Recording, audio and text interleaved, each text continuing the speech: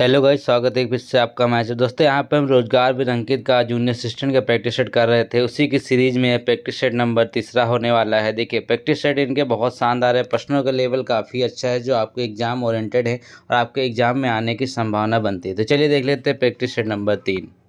तो गाइस चलिए शुरू कर लेते हैं प्रैक्टिस सेट नंबर 3। ठीक है, प्रश्नों का लेवल बहुत अच्छा रहेगा, ऐसे ही प्रश्न आपके एग्जाम में आने वाले हैं। ठीक है, तो क्वेश्चन नंबर यहाँ पे जीएस से स्टार्ट करते हैं। पहले जीएस करेंगे, फिर कंप्यूटर, फिर यहाँ पे यूपीएससी सर, उसके बाद और भी करेंगे। 46 में देखेंगे कि भारत में राष्ट्रीय खेल दिवस कब मनाया जाता है। भारत में राष्ट्रीय खेल दिवस की बात करते हैं तो ये मनाया जाता है 29 अगस्त को। ठीक है, 29 अगस्त इसका करेक्ट आंसर होगा। अब यहाँ पे हम ऑप्शन से भी आपको क्वेश्चन निकाल के देते हैं, तो चलिए देख लेते हैं।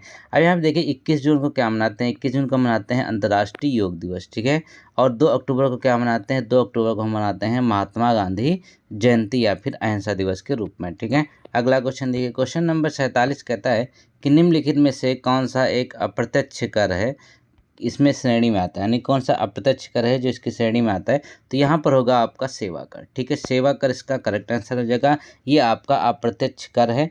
अब देखिए यहाँ पे एक जीएसटी होता है, वो आप जानते हैं कब आया था, 2017 में आता।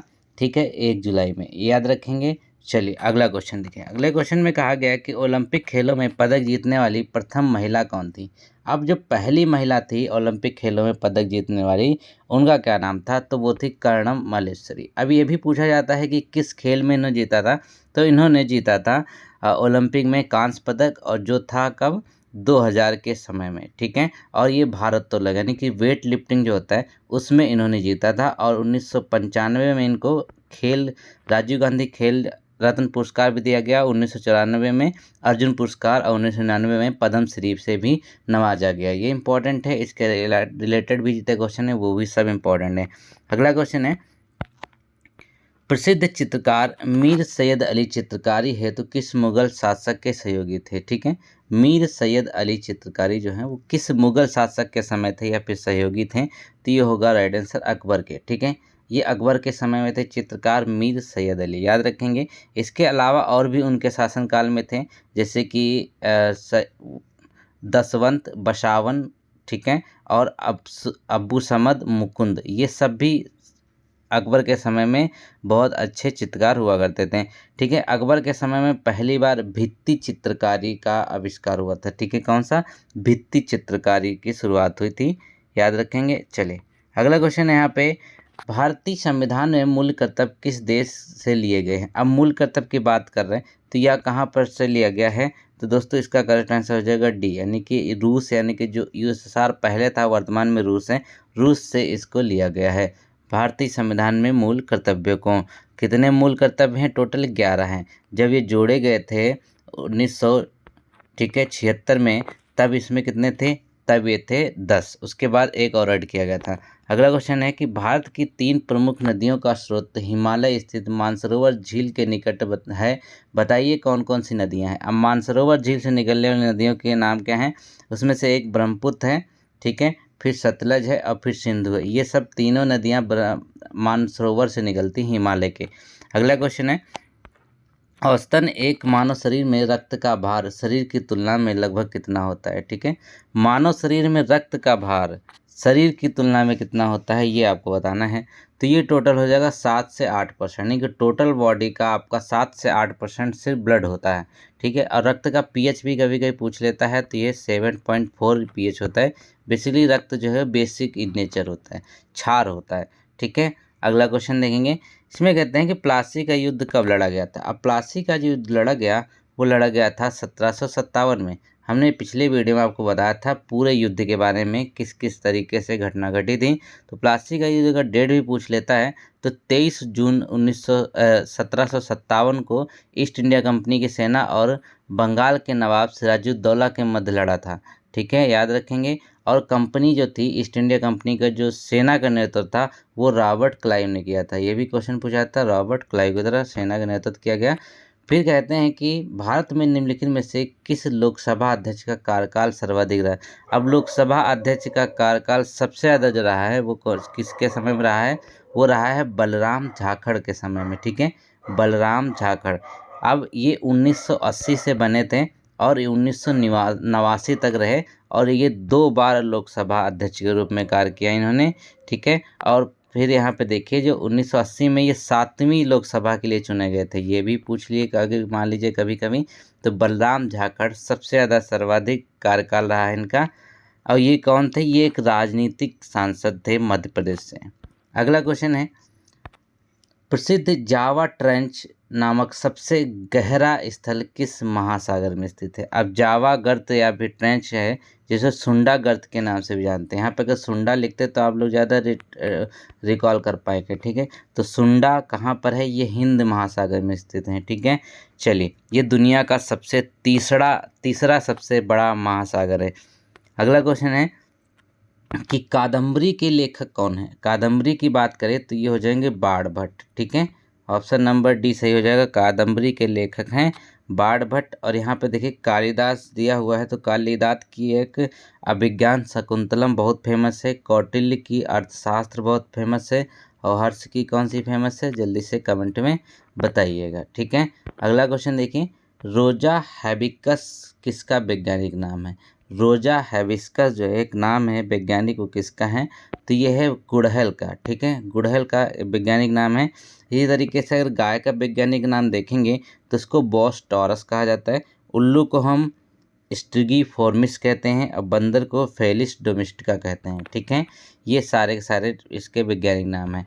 अगला क्वेश्चन है, पहले भारतीय जिन्होंने ग्रैमी जीवन पर्यंत उपाधि प्राप्त किया है। एक अवार्ड होता है जो संगीत के क्षेत्र में दिया जाता है, ग्रैमी जीवन पर्यंत। ये कौन से हो जाएंगे? ए आर रहमान नहीं होंगे, सत्यजीत रे भी नहीं होंगे। चलिए अगले ऑप्शन देखेंगे, तो ये होंगे पंडित रविशंकर। पंडित रविशंकर को इस अवार्ड से सम्मानित किया गया था ग्रैमी पुरस्कार से, ठीक है। 1999 में इनको भारत रत्न से भी नवाजा गया। अगला क्वेश्चन है क्वेश्चन नंबर 59 में देखिए, महात्मा गांधी ने किस वर्ष कांग्रेस के अध्यक्ष बने थे? अब महात्मा गांधी ने किस वर्ष कांग्रेस अधिवेशन की अध्यक्षता करी थी?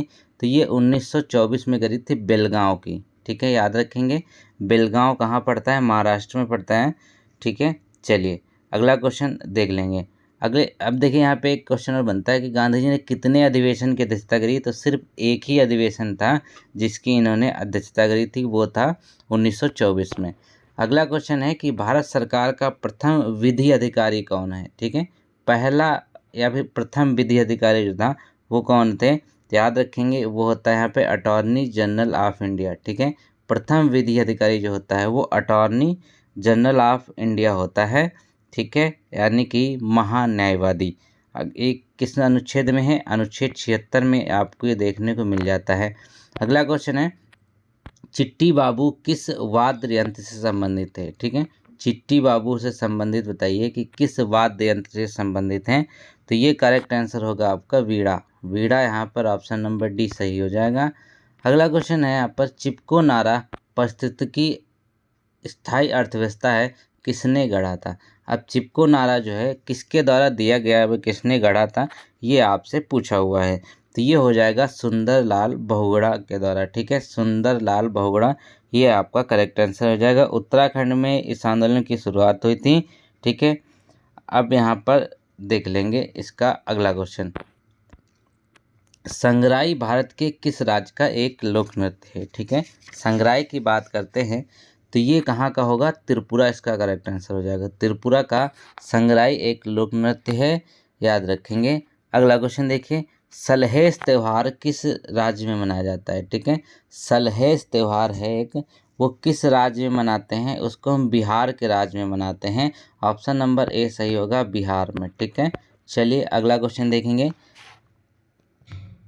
अगले में कहा गया कि भारत में विश्व की सांस्कृतिक राजधानी कौन सी है? ठीक है, विश्व की सांस्कृतिक राजधानी के रूप में हम जानते हैं कोलकाता को, ठीक है, कोलकाता इसका करेक्ट आंसर हो जाएगा।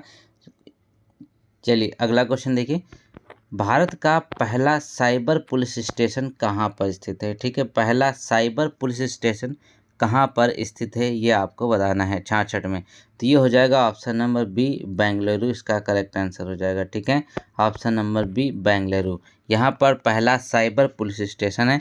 अब देखिए 20 क्वेश्चन हमने कर लिए, अब करते हैं 15 क्वेश्चन कंप्यूटर के, ठीक है। चलिए, VPN का फुल फॉर्म क्या होता है? तो वीपीएन का फुल फॉर्म आप सभी लोग जानते होंगे, वर्चुअल प्राइवेट नेटवर्क। ठीक है, ऑप्शन नंबर डी करेक्ट हो जाएगा, वर्चुअल प्राइवेट नेटवर्क। अगला क्वेश्चन, इंफॉर्मेशन सिक्योरिटी में CIA का फुल फॉर्म क्या होता है? ठीक है, CIA का आपका फुल फॉर्म बताना है। तो ये होता है कॉन्फिडेंशियली, इंटीग्रिटी एंड अवेलेबिलिटी। ठीक है, ऑप्शन नंबर ए यहाँ पे भी करेक्ट हो जाएगा। CIA का full form confidentiality, integrity and availability होता है। अगला क्वेश्चन देखें, किस माध्यम में सबसे तेज गति से ट्रांसमिशन होता है? ठीक है, कौन सा एक ऐसा मीडियम है जिसमें सबसे तेज गति में ट्रांसमिशन होता है? तो ये क्या होगा? ये होगा आपका ऑप्टिकल फाइबर। ऑप्टिकल फाइबर आप लोग जानते हैं सबसे तेज गति से यहाँ पर चलता है डाटा इसमें। ठीक है, और यह किस पे काम करता है? टोटल इंटरनल रिफ्लेक्शन पे, पूर्ण परावर्तन की थियरी पे। अगला क्वेश्चन देखिए, तो इसमें कहते हैं निम्नलिखित में से कौन सी एक टोपोलॉजी नहीं है? ठीक है, इसमें से कौन सी एक टोपोलॉजी नहीं है? मेश टोपोलॉजी होती है, ट्री टोपोलॉजी होती है, स्टार भी होती है, लेकिन मून टोपोलॉजी नहीं होती है। ठीक है, तो ये ऑप्शन आपका डी सही हो जाएगा, मून टोपोलॉजी नहीं होती है। अगला क्वेश्चन है, आउटलुक एक्सप्रेस एक है, ये क्या चीज़ है? अब आउटलुक जो है ये क्या है, ये आपको बताना है। तो एक्सप्रेस है ईमेल क्लाइंट का। ठीक है, ये एक ईमेल क्लाइंट है। अगला क्वेश्चन देखिए, 1024 बराबर होता है किसके? 1024 MB जो है वो किसके बराबर होता है, ये आपको बताना है। ठीक है, तो 72 का करेक्ट आंसर होगा, वो होगा बी, 1 GB के। ठीक है, 1 GB के बराबर होता है 1024 MB। अगला क्वेश्चन है, निम्नलिखित में से सबसे पहला कंप्यूटर वायरस कौन सा था? अब सबसे पहला जो कंप्यूटर वायरस बनाया गया था वो था क्रीपर। याद रखेंगे, क्रीपर ये आपका करेक्ट आंसर हो जाएगा। बहुत बार ये प्रश्न बनता है आपके एग्जाम में। अगला क्वेश्चन देखिए, विंडोज OS में किसी फाइल को रीनेम करने की शॉर्टकट क्या है? अब विंडोज OS का मतलब ऑपरेटिंग सिस्टम जो है, इसमें हम किसी फाइल को अगर रीनेम करना चाहें तो इसकी शॉर्टकट की होती है F2। ठीक है, क्या हो जाएगा आपका ऑप्शन नंबर 74 का F2 करेक्ट होगा। अगला क्वेश्चन देखिए, आप अपनी पर्सनल फाइल या फोल्डर में क्या रख सकते हैं? आप अपनी पर्सनल फाइल या फोल्डर में क्या रख सकते हैं? तो ये होता है डॉक्यूमेंट्स। आप अपने डॉक्यूमेंट रखते हैं पर्सनल फाइल या फोल्डर में। ऑप्शन नंबर बी यहाँ पे एकदम करेक्ट है। अगला क्वेश्चन है, निम्नलिखित में से कौन सा एक इनपुट डिवाइस है? अब इसमें से एक इनपुट डिवाइस आपको बताना है, वो कौन सा है? ठीक है, चलिए, तो यहाँ पर इसका करेक्ट आंसर हो जाएगा 76 का, वो होगा टच पैड। टच पैड एक इनपुट डिवाइस है, प्रिंटर आउटपुट है, स्पीकर आउटपुट है, प्रोजेक्टर भी आउटपुट है। तो टच पैड इनपुट है क्योंकि इसमें हम कमांड देते हैं कंप्यूटर को कार्य करने के लिए। 77 में है, MS वर्ड में शब्दों के नीचे लाल रंग की रेखा क्या दिखाती है? कोई शब्द अगर आप टाइप करते हैं, अगर उसमें गलत टाइप कर देते हैं तो उसके नीचे लाल रंग में दिखाता है। तो बेसिकली ये स्पेलिंग में अशुद्धि को दर्शाता है। ऑप्शन नंबर ए करेक्ट होगा, स्पेलिंग में अशुद्धि। अगला क्वेश्चन देखिए, निम्नलिखित में से कौन सा एक हार्डवेयर है? यहाँ पे पूछा गया कौन सा एक हार्डवेयर है, तो देखिए ये क्या है, प्रोजेक्टर होगा इसका correct answer. Windows, Word, Excel ये सब एप्लीकेशन सॉफ्टवेयर के तहत आते हैं। हार्डवेयर का मतलब क्या है, जिसे हम छू सकते हैं, तो प्रोजेक्टर इसका करेक्ट आंसर। अगला क्वेश्चन है, MS एक्सेल सीट में एक्सेल एड्रेस किससे मिलकर बना होता है? ठीक है, MS एक्सेल में सीट में एक्सेल एड्रेस जो है वो किससे मिलकर बना होता है? तो ये बना होता है कॉलम और रो से मिल करके। आप लोग सब लोग जानते हैं इस तरीके से होते हैं। तो ये कॉलम और रो से मिलकर बना होता है। अगला क्वेश्चन है, आपके कंप्यूटर में निम्नलिखित में से कौन सी मेमोरी दर्शाता है? आपके कंप्यूटर में कौन सी मेमोरी दर्शाता है? तो ये होगा आपका रैम। ठीक है, ऑप्शन नंबर करेक्ट होगा रैम। अगला क्वेश्चन है, अब यहाँ पे देखिए कंप्यूटर के हमने 15 क्वेश्चन ख़त्म कर लिए। अब चलते हैं यूपी स्पेशल के इम्पॉर्टेंट क्वेश्चन जो आपके एग्जाम में देखने को मिल सकते हैं। यूपी स्पेशल के 20 प्रश्न। वीडियो को लाइक ज़रूर करें। तो भारत में आमों का सबसे बड़ा उत्पादक राज्य कौन सा है? अब भारत में जो आम उत्पादन में राज्य है वो है आपका उत्तर प्रदेश। ठीक है, याद रखेंगे उत्तर प्रदेश इसका करेक्ट आंसर हो जाएगा। अब यहाँ पर देखिए उत्तर प्रदेश में जो सबसे फेमस आम है वो है दशहरी। वह मलिहाबाद लखनऊ में सबसे ज़्यादा पाया जाता है। अगला क्वेश्चन है, उत्तर प्रदेश में आलू अनुसंधान केंद्र कहाँ पर अवस्थित हैं? तो आलू अनुसंधान केंद्र जो है वो बाबूगढ़ में स्थित है। कहाँ पर? बाबूगढ़ में स्थित है, जो मेरठ में है।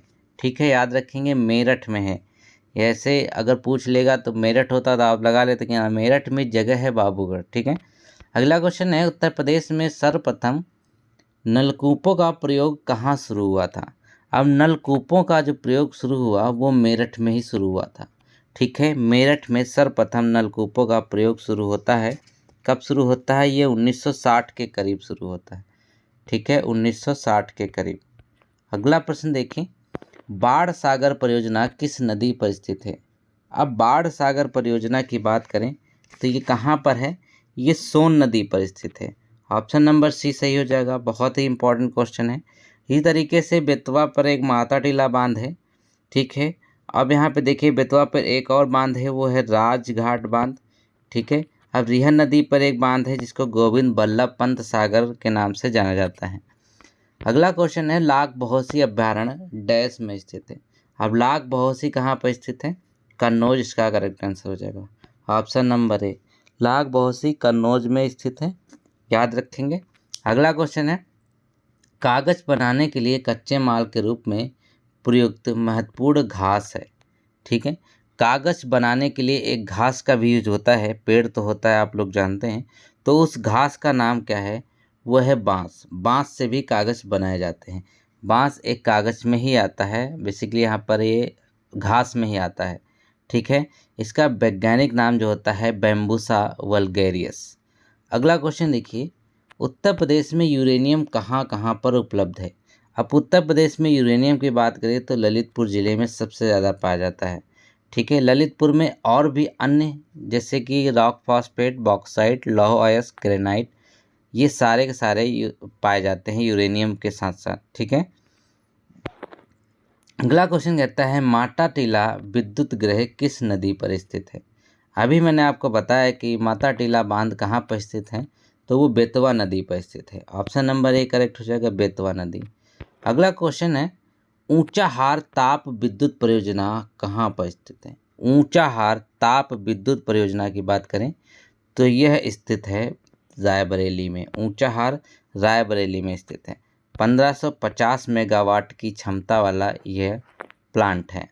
अगला क्वेश्चन है, उत्तर प्रदेश में कौन से शहर को चर्मो उद्योग की राजधानी के रूप में जाना जाता है? कौन सा शहर है जिसको चमड़ा उद्योग के नाम से भी जाना जाता है?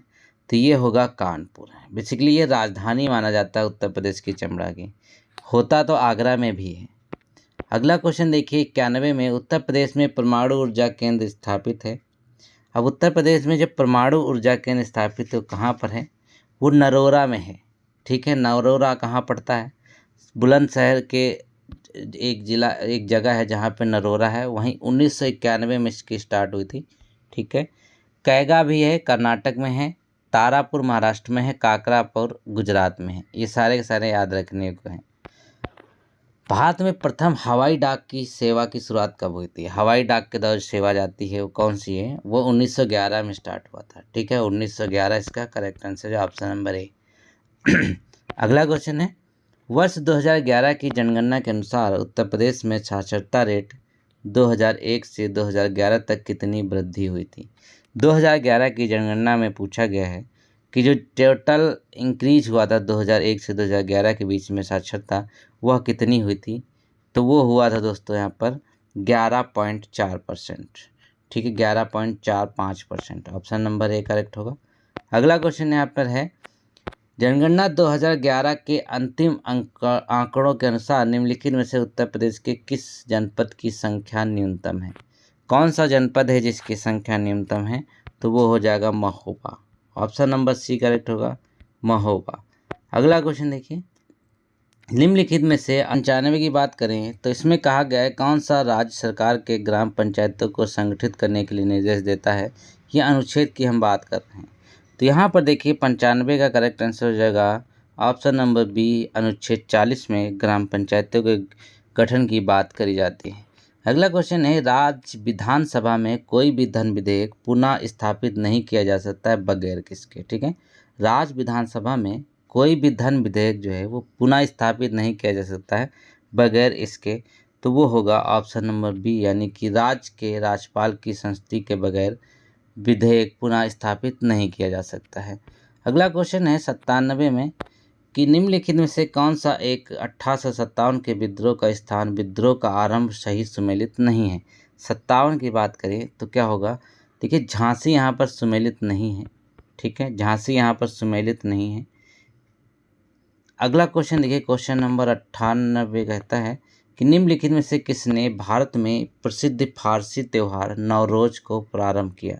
ठीक है, एक फारसी त्यौहार है नवरोज, उसको किसके द्वारा प्रारंभ किया गया था, वो किया गया था बलबन के द्वारा। ऑप्शन नंबर ए यहाँ पे एकदम करेक्ट हो जाएगा। अगला क्वेश्चन देखिए, क्वेश्चन नंबर यहाँ पर कहते हैं 99 में कि अवध